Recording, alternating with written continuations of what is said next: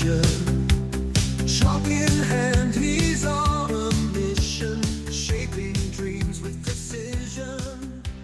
Hi everyone, welcome again to another Teacher Joseph podcast. One of the strangest things about modern life is that we're surrounded by material where we could learn.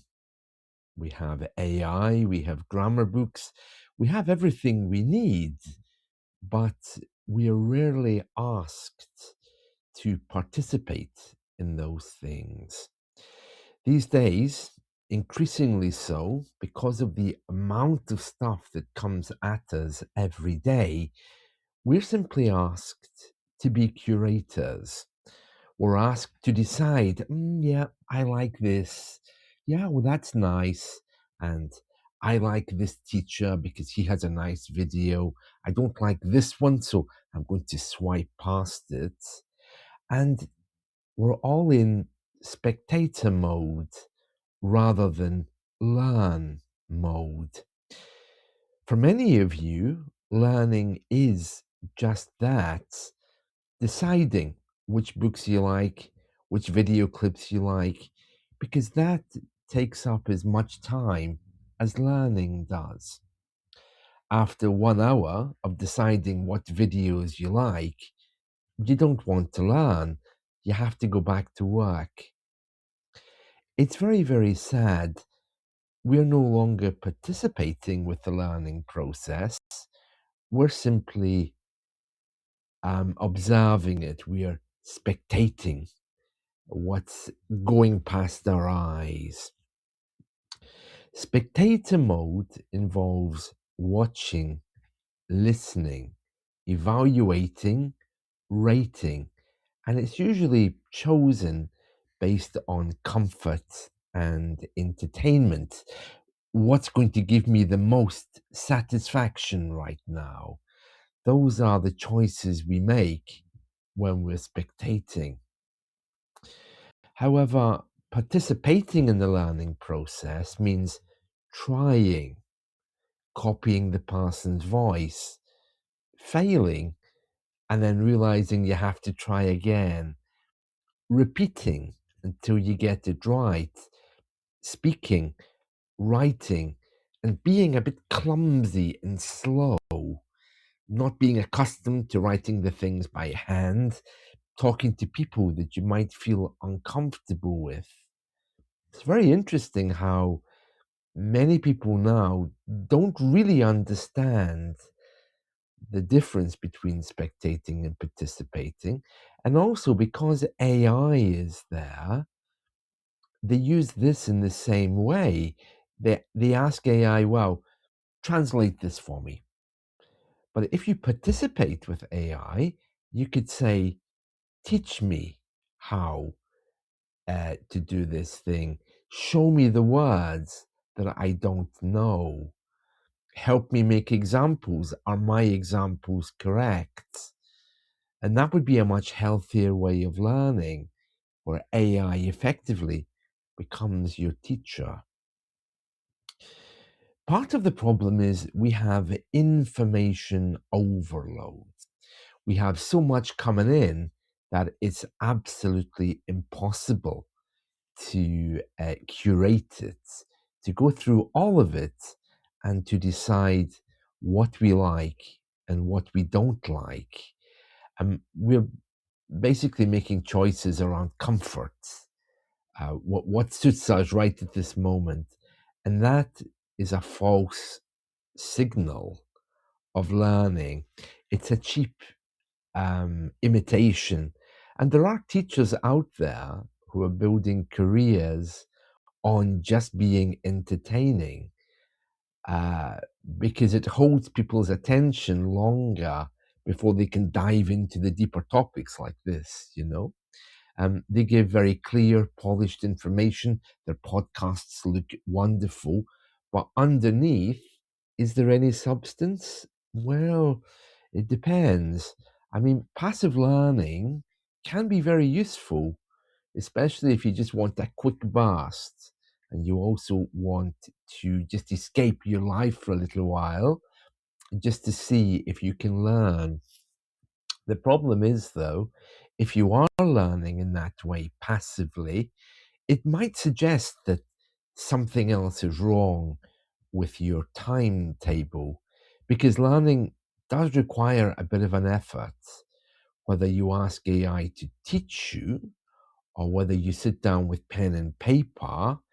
You need to participate.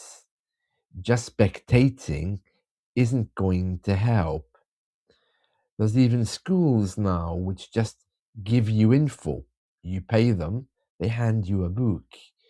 You go to a language school, it's the same. So, how do we deal with that? Because, seeing things online can be inspiring, and that's great. If they are inspiring you, then they're pushing you higher to go deeper in your learning. And that's really, really important. You need to be doing that. So if they're inspiring you, great, but you shouldn't be relying on them as being my English lesson. And that, I think, is where we go wrong. Learning actually requires tolerating boredom, being okay with not knowing how you're going to move forward rather than choosing a cheap imitation video clip, you know. Staying with confusion is okay for a while until you work out what you want and where to start. Repeating simple things, but letting go of constant stimulation just because it's in your language of choice. These things need to be really considered. Now, the last time we spoke, we were talking about resistance. So we're still on that theme. One of the things that I suggested to you last time for overcoming resistance is journaling, writing down your thoughts. And I really do want to encourage you to consider journaling as a practice of learning. Whenever you want to go and scroll through social media, sit down for a minute and write how you're feeling. Not quite as exciting, but it does work. Some of the prompts that you could use to journal with, and it's sad that the word prompt now is all about AI, but some of the things that you could think about are questions like, well, where am I spectating? Where am I consuming instead of practicing? Where am I choosing comfort instead of actually making an effort? And where am I mistaking inspiration for progress? Now, these things are really important, and one good measure is your joy level. Because if you've actually participated in something, you're going to have a feeling that you've done something. And that feeling will bring you joy. And that's very different from simply smiling because you have some inspiration one day. When your joy level goes up because you know that you've connected with the language you're learning, you feel the difference. You'll know. So that's one way to measure your progress with this, but also really to be journaling and to be asking yourself, how much did I spectate today rather than participate? This is really important in language learning, but also in other things that you do. Many of us, maybe because we're introverted, or maybe because it's hard work forming relationships with people, but we tend to be in the corner. We don't really want to be around people. And we've developed this idea that everything we do has to be alone. Now, there is a stereotype, of course, that IT people, because they spend so much time alone, somehow don't participate. But they do. They're participating with code. They're participating with their colleagues. They're participating on forums. And they're participating with AI as well, saying, show me why this code isn't working. So I'm just using this as an example to show how participation is really, really important. So my question for you today really is, what's one thing that you're currently spectating, that you're watching, that you could take part in? For me personally, I've been really bad at procrastinating over learning Dutch. Every day I say, oh yeah, I need to make a blog post for my Dutch blog. I need to write an email to one of my Dutch friends. I need to look for more Dutch pen pals. But I never do. But yet, in my stream, my social media stream, I'm seeing all these things. I'm seeing the answers there, but I don't participate. I don't answer the emails. I don't go looking for people to practice with. And I don't make that blog post despite WordPress reminding me. So the question today is why? Why is it like that? And if you weren't receiving so much information, and curating it, would it give you more time to actually participate? Maybe it's time to narrow down what's coming in just so you can focus on going a little bit deeper.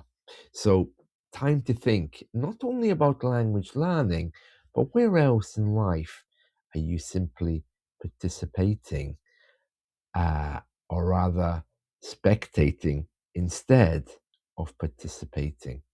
Could be in a friendship or relationship.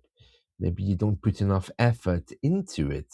Maybe you're watching your kids making a mess of something, of their lives, and you're watching your friend who's going through a divorce. This is what it is these days. We're spectating, but we're not helping. We're not participating. And that is what makes us alive. Well, that's all from me today. I hope to see you all again soon.